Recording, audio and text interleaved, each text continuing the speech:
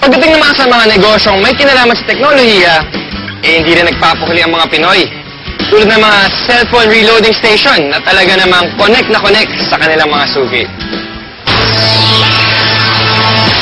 Sa panahon ngayon, isa na nga sa pangunahing pangangailangan natin ang cellphone.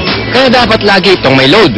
At dito nakasilip ng pagkakataon ang iba nating mga kababayan para kumita. Ang V-Mobile, nakaisip ng paraan kung paanong sa pamamagitan lang ng isang telepono at isang SIM card, maaari nang makapagbenta ng load ng kahit anong network. Ang kaibahan nitong V-Mobile, gamit mo yung cellphone mo, makapagbebenta ka ng lahat ng klase ng prepaid, cards at saka electronic, para magkaroon ka ng negosyo. Taong 2008, nagsimula ng V-Mobile ang negosyong ito. Ang sistemang gamit nila, all-in-one load service, kaya one-stop shop ang kanilang serbisyo.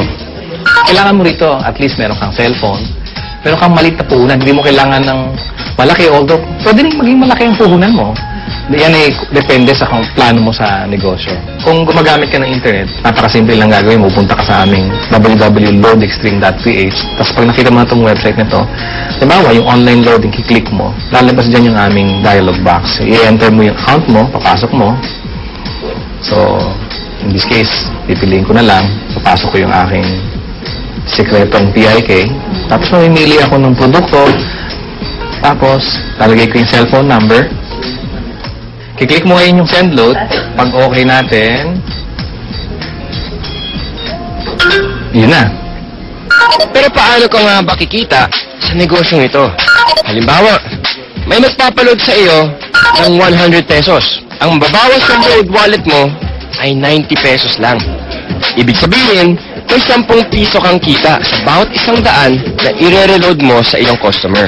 Kung kumikita ka ng 100 pesos kada araw sa pagre-reload, sa loob ng isang buwan, may kita kang 3,000 piso. Alip, tulad ni Piwi, na nakatuwaan lang daw noong una ang reloading business. Kasi nabuhat kami, nung nag-start kami noon, magbabarkada lang kami. So every night magkakasama kami. Nakakatuwa. Nung 5 lang kami nagsimula. 5 members na kami. Kapatid ko, mga barkada ko. Tapos ngayon nagulat ako, yung 5 tao nagsimula niya. Ngayon, ano na kami? Almost 100,000. So actually, nag-drag pa siya ng 100,000 members. Ngayon, sa simpleng pagpindot-pindot lang daw niya ng cellphone, kumikita raw si Piwi ng mula 1,000 hanggang 5,000 piso kada linggo. Ano pang hinihintay niyo mga kapartner? Oras na para ang hilig niyo sa paggamit ng cellphone, pakinabangan niyo rin at maging isang maliit na negosyo. Kung mas pinili mo na lang manatili sa bahay ngayong summer, narito ang isang kapaki-pakinabang na tip. At dahil mainit ngayon, alam kong hindi nyo maiwasan na gamitin ang inyong mga aircon. Ito ang isang tip para makatipid kayo sa pagkonsumo ng kuryente. Ilagay sa timer mode ang aircon at iset sa 2 hanggang 3 oras lamang. Pagkatapos ito, buksan ang ventilador para mapanatili ang lamig ng kwarto. May enjoy mo na ang lamig, makakatipid ka pa. O diba? Pwede naman eh. Kaya mga kapartner, tandaan, dapat maging wais all the time. Ano bang masasabi natin? Wala akong masabi talaga.